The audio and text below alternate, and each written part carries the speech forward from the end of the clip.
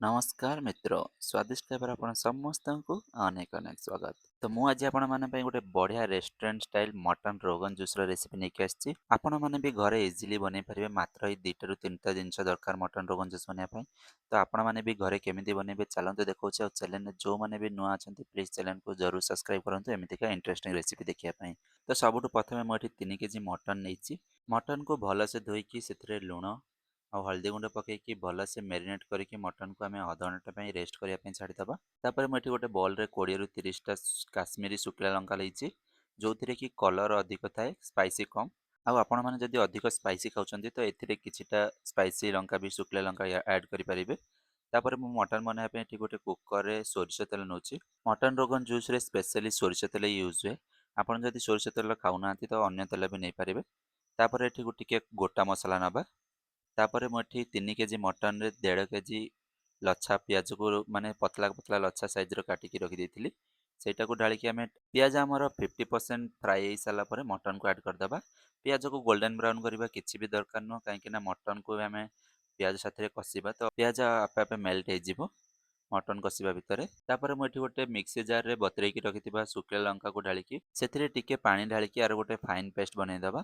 ତ ମଟନର ବି ଆମର ଏବେ କଞ୍ଚା ସ୍ମେଲ୍ ଗଲାଣି ହେରି, ତ पेस्ट कर रखिथिबा चिली पेस्ट को ऐड करदबा।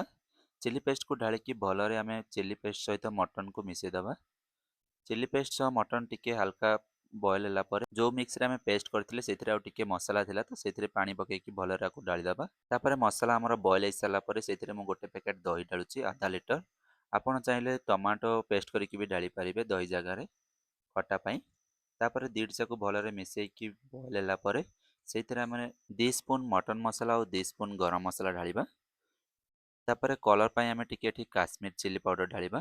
ତାପରେ ଆପଣଙ୍କୁ ଗ୍ରେଭି ଯେତିକି ଦରକାର ସେଇ ହିସାବରେ ଗରମ ପାଣି ଢାଳନ୍ତୁ। ଗରମ ପାଣି ଢାଳିଲେ ମଟନରେ ଭଲ ଟେଷ୍ଟ ଆସେ। ତାପରେ ସ୍ୱାଦ ଅନୁସାରେ ଲୁଣ ଢାଳିକି ୟାକୁ ଭଲରେ ମିଶେଇ ଦେଇକି କୁକରର ଢାକଣ ଢାଳିକି ଆମେ 2ଟା ରୁ 3ଟା ସିଟି ଆସିଲା ଯାଏଁ ମଟନକୁ ବଏଲ୍ କରିଦେବା। ମଟନରେ ଆପଣମାନେ କେତେଟା ସିଟି ମାରିବେ ସେଇଟା ଆପଣଙ୍କ ମଟନ ଉପରେ ଡିପେଣ୍ଡ। ଆଉ ଦେଖିପାରୁଥିବେ ମୋର ଏବେ ମଟନର ସିଟି ଆସି ସାରିଲାଣି।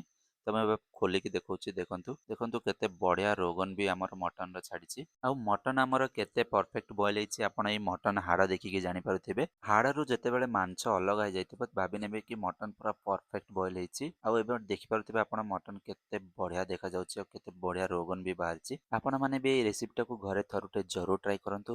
ଆଉ କେମିତି ଲାଗିଲା ମୋତେ କମେଣ୍ଟରେ ନିଶ୍ଚୟ ଜଣାନ୍ତୁ। ଆଉ ଯଦି ରେସିପିଟି ଭଲ ଲାଗିଛି ତାହେଲେ ଲାଇକ୍ କମେଣ୍ଟ ଆଉ ଚ୍ୟାନେଲକୁ ଜରୁର ସବସ୍କ୍ରାଇବ କରନ୍ତୁ ଏମିତିକା ନୂଆ ନୂଆ ଇଣ୍ଟରେଷ୍ଟିଂ ରେସିପି ଦେଖିବା ପାଇଁ। ରହୁଛି, ବାଏ ବାଏ। ଦେଖା ହବ ପୁଣି ଆଉ ଗୋଟେ ନୂଆ ରେସିପିରେ।